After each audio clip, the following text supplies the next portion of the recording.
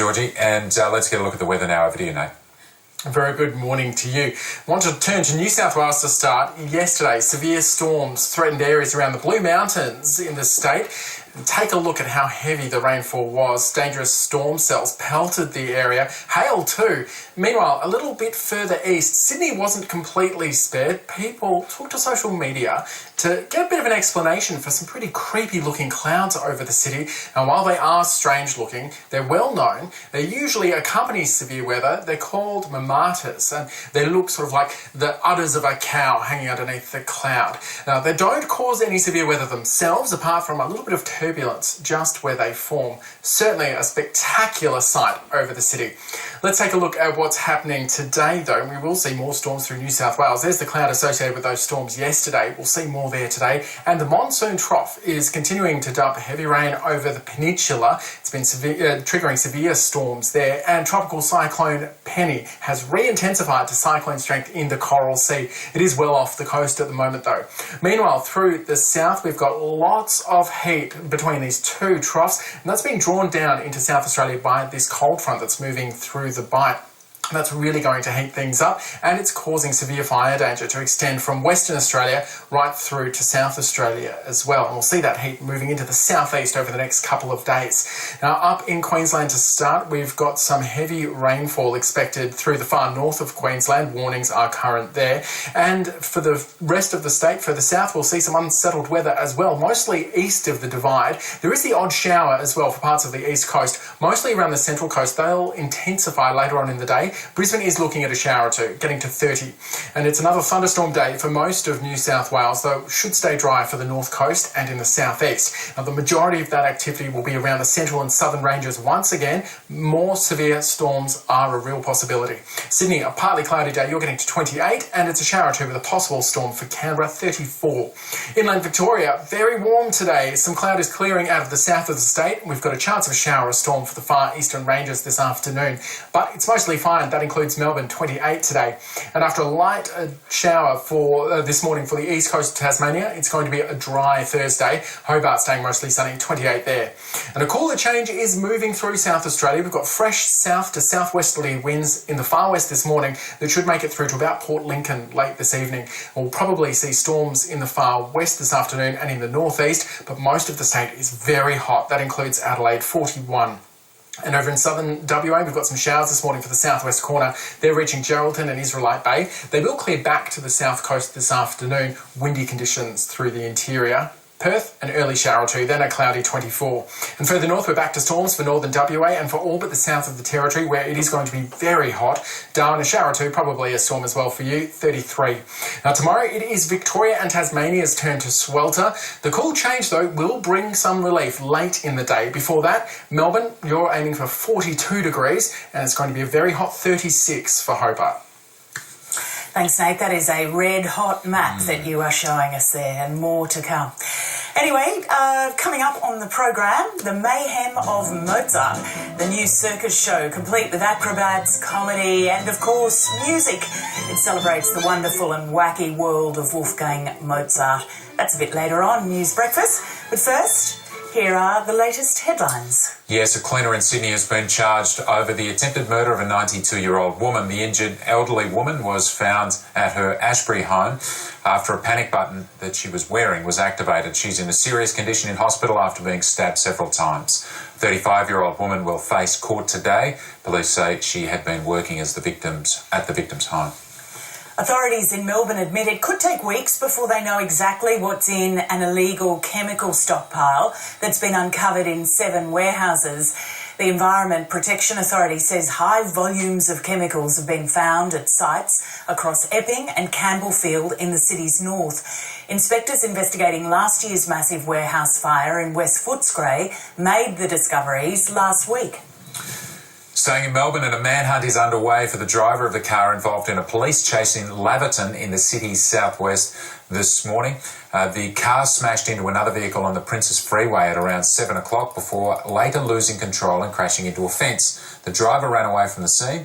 Investigators have been told at one stage that car was travelling at more than 150 kilometres per hour in a 60 zone. 6 people have been killed in Denmark after the train they were travelling in was apparently hit by cargo that had fallen from a passing freight train. The accident took place during the morning rush hour on a bridge linking Denmark's 2 main islands. Footage from the scene shows the damaged freight train had been transporting beer. Let's stay overseas, but a little closer to home. Indonesian authorities are still counting the dead from a devastating mudslide that buried almost an entire village. Indonesia correspondent Anne Barker has more. It's hard to believe there was a village at Siena Resmi. There used to be about 30 homes just over here that have now been buried in metres of mud after the mountain behind me just gave way. You can see just the entire hillside came down in the torrential rains on Monday evening, burying everything in its path. Rescue workers have been digging for days, bringing out one body after another, but without any more survivors, the death toll will be at least 35. If there were bodies, they would be buried under the mud between 2 to 3 metres deep. We're not sure yet because there are a lot of rocks that have come down with the landslide. About 60 people managed to escape before the onslaught. They've tried to salvage anything they can, bringing furniture and motorbikes out of the mud. Uun Suryati was one of the lucky few. Her house escaped unscathed by just a few metres. The land was shaking and I was so weak and so scared. But the wet season rains raise the risk of another landslide and make the rescue work difficult and dangerous work. If conditions worsen, it may be this small village becomes a mass grave. Anne Barker, ABC News, Siena Resmi. Anne Barker reporting there. Now, a 10-year-old boy in South Africa is causing a stir in the world of mathematics. Spahi Swane has an extraordinary ability to work out huge sums in his head. Now his mental arithmetic is turning him into a social media sensation. The BBC has more. Welcome to Maths. Class is in session. At this farm school, the pupils are hard at work, perfecting their maths skills. But there's one who stands out. Meet maths whiz Spahi Swane. Called the human calculator, he's just 10 years old. Anyone who knows the answer? Spahi? 540. I'm the best at maths in the whole school. When people see me, they ask me to do sums for them to test how good I am, and they are surprised when I get the answers right. Some people even give me money for doing difficult numbers. I give that money to my mother, and that makes me happy. He was discovered when a local policeman filmed him. 250 times 11. 2,750. At home, his mother may not be able to help him with his homework, but she is his biggest fan. He always dream big most of the time. With me, I wish him everything that could go well for him.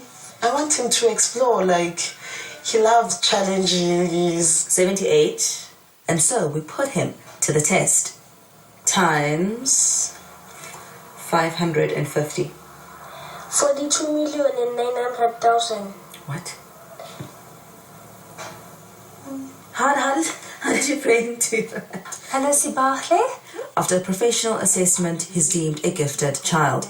But that brings other challenges. He becomes bored easily and needs unconventional teaching methods in order to thrive. 5 times what? 8? Professor Belinda Huntley runs the Wits Siyanqoba Maths Olympiad program and wants Sibahle to join her class and compete with some of the best minds in the world. If he isn't enriched now, he's just going to dissolve into the rest of the masses, where he's just going to be expected just to keep up with the curriculum. And now admitted to the Geniuses program, young Sibahle finally has a chance at a bright future. Great story there. Yes, you've got to help out those kids that have got the potential. Speaking of kids that shocked a few people, Mozart was famed for his hypnotising musical compositions and wonderful wacky behaviour. Now his life and music has been turned into a circus for the stage. Here's Wolfgang's Magical Musical Circus.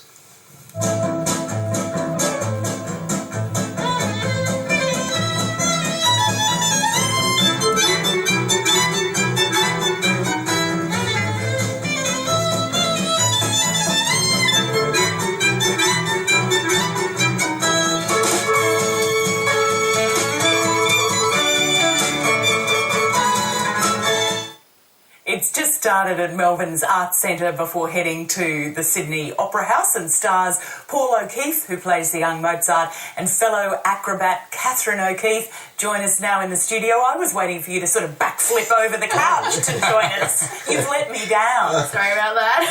A little bit early. At least you look good in costume. Oh, yeah. Just got up. Thanks for coming in. Tell us a little bit about the show. The show is a mixture of circus with classical music. So we come from a circus company, so it's heavily influenced by acrobatics, somersaulting, standing on each other. Actually, most of the time I stand on top of Cat. True. And then we've incorporated the music of Mozart, which is actually quite an interesting mix, blending the two worlds together, because Wolfgang himself was quite a eccentric and over-the-top kind of character, and I think that fits really well with the circus world. And from a young age for Mozart, and I guess you want kids to see this and be excited, I suppose. Yeah, well, child prodigy himself, and we're sort of we're tailoring this show to children, families really, but 3-year-old and up. So yeah, there might be another little child musician in the audience that, or a potential acrobat. Or a potential acrobat. Gets the bug. Catherine, why was this conceived? Tell us about playing Mozart to kids without letting them know that it's a classical music.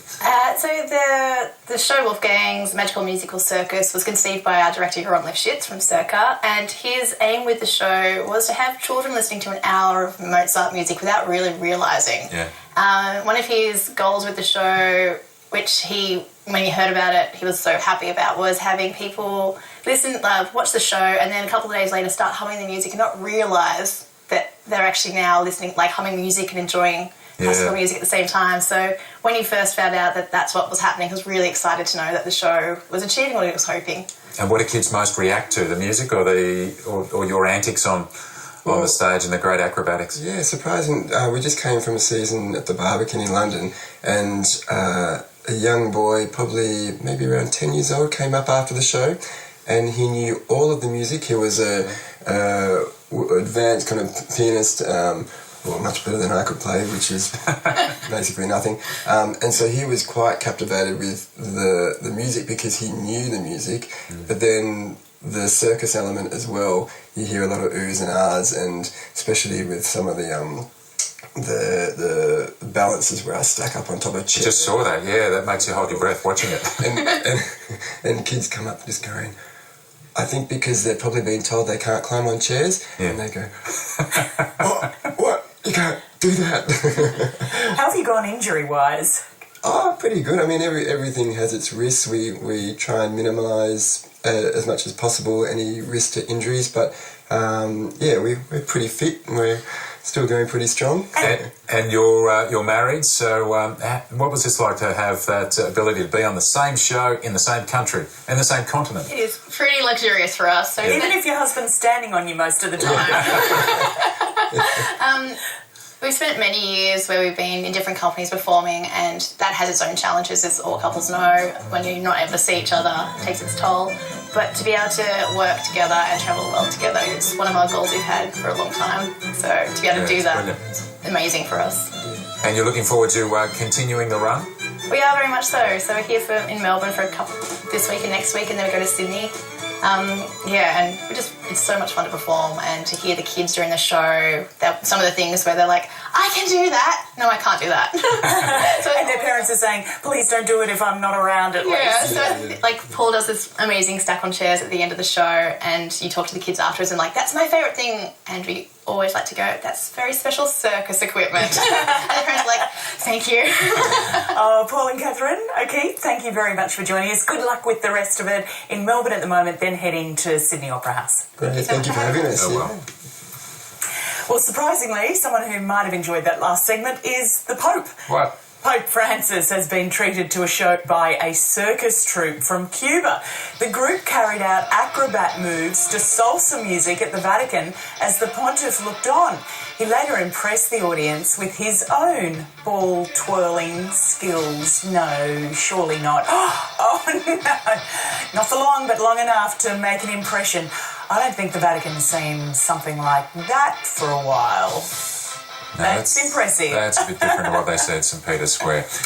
Elusive and tiny sea slugs, or nudibranchs, remain a largely understudied marine species. But a group of retired citizen scientists on the Sunshine Coast are helping researchers around the world to identify thousands of bright-coloured sea slugs. Katri Ubu reports. Vivid, soft-bodied and without the protection of a shell, nudibranchs or sea slugs are just a couple of centimetres in length and hard to find. But to the trained eye on the shores of the Sunshine Coast, they're plentiful. Gary Cobb made his first dive almost 50 years ago and hasn't stopped looking for the mollusks ever since. This is what I do. This is my passion. He's helped to identify almost 800 different species on the Sunshine Coast and shared the data with researchers across the world. That's the whole reason I had these shirts designed, so that when people see them, they get curious and they ask us questions. And of course, I spend hours talking about it.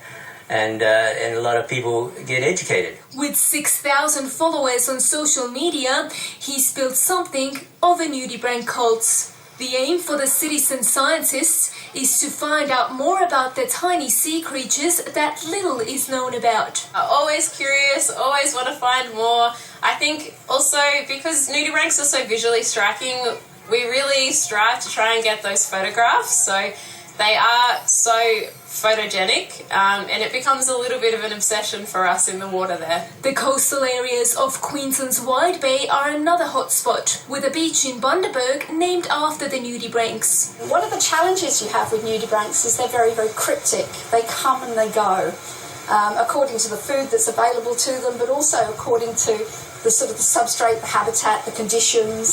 So you may see one type of nudibranch in an area, you might see it one dive and not see it again for several years. But one nudibranch at a time, Gary Cobb and other sea slug enthusiasts are changing that, sharing their underwater obsession with the world. Katri Ubu, ABC News, Bundaberg. Amazing pictures. Now, I knew the Sunshine Coast was special. Queensland is special. Yeah. PK, remember that. WA is also special. Let me tell you about what happened there in the last day or two. A neighbour was walking past a house in early morning walk, heard a toddler screaming out, heard a man saying, "Why don't you die? Why don't you die?" She was so alarmed, she rang 000. You can imagine the police roared in there with their sirens and lights, and turns out he was trying to kill a spider. Yes, he was shouting at the spider, "Why won't you die?" Tough spider, and the Wanneroo Police put out a tweet just to assuage the concern of many multiple police units. Responded lights and sirens to the incident this morning. Never a dull moment for the police. And down below, mentioning that there were no injuries cited except to spider. You won't be surprised to know that this has now gone viral. Yeah. The US media and British media have picked it up as well. They Love that. love tales about dangerous Australian insects and reptiles and mammals. And in fact, we spotted a photo from one of our colleagues, Kathy Lord, who went to get her bike out, and there was a redback spider there. Now, it looks like there's a few cobwebs there, so maybe Kathy hasn't ridden for a little while, but it's summer and everyone wants to get out and ride their bike a bit. It's summer. So be Go for a ride. careful. And GB Howes wrote in and said, in 1974, I was bitten on the back 3 times by a redback. I was a bit crook for a day, but I killed the bugger. Wow. While I had the chance. Then in 75, while driving, a black spider bit me on the leg. I nearly died when I ran off the road trying to kill it. And Daniel says everything can kill you in Australia. There's a plant called Gimpy Gimpy, and it has edible fruits. Talk about mixed messages. Now, That being must be a near gal Gimpy, from I'm sure. Gimpy, yes, I can... Is that where you're from? Yeah, Gimpy. Yeah. I've been to Gimpy. Good. Everyone should go to Gimpy. I want to show people this picture of this snake as well, just to completely put the fear of God into everyone. What's your breakfast? So the international students at a share The house snake. in Brisbane, go Queensland. We're delivering today. Snake curled up in the toilet. Can you believe that? I mean, that toilet looks like it needs a clean, quite frankly. But anyway, that's disgusting. Anyway, that's a snake. I guess that's people old enough to have had the outdoor loos might have just said that's nothing. Yeah. I remember driving along a freeway actually when I realised there was a spider in the car, and it of course disappeared underneath my leg somewhere. So I just pulled over, rang a friend. I left the car. Look for the spider yourself? Well, I did, but I couldn't find it, and I was not going to get back in the car while that spider was there. Anyway, I bet other people have, got 1,000 tales that could match any of that. Quite frankly. Just remember that spider's more scared of you than you are of it. Maybe, we don't know. Maybe. A new study suggests that parents are spending